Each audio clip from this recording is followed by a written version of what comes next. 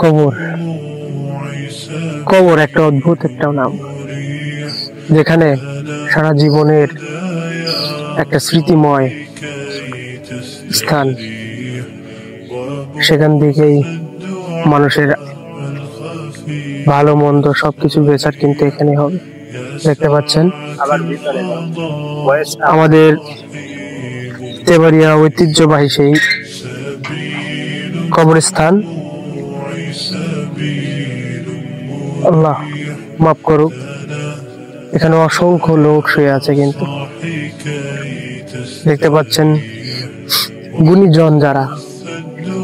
গুণীজন যারা মহত্বের গুণ, তারাও কিন্তু এখানেই সমাহিত আছেন।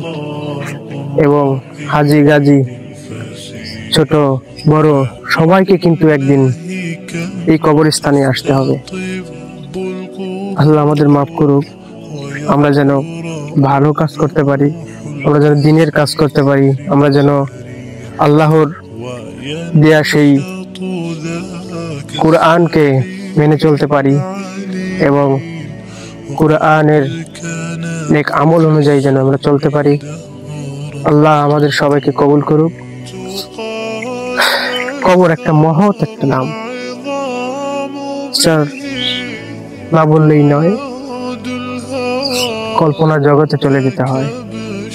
মনে হয় যেন আমি এক জীবিত মৃত অবস্থায় কিন্তু এখানে চলে আসছি এই কবরস্থানে, যেখানে কিন্তু অনেকেই শুয়ে আছে।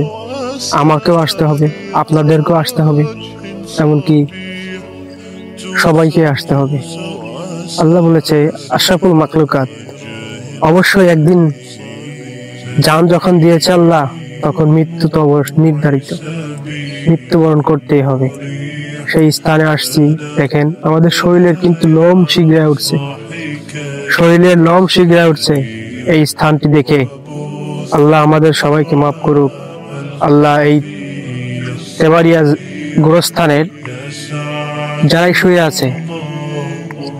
শুয়ে আছে তাদেরকে সবাইকে যেন আল্লাহ তাআলা জান্নাত নসিব করুক। এবং সেই বলেই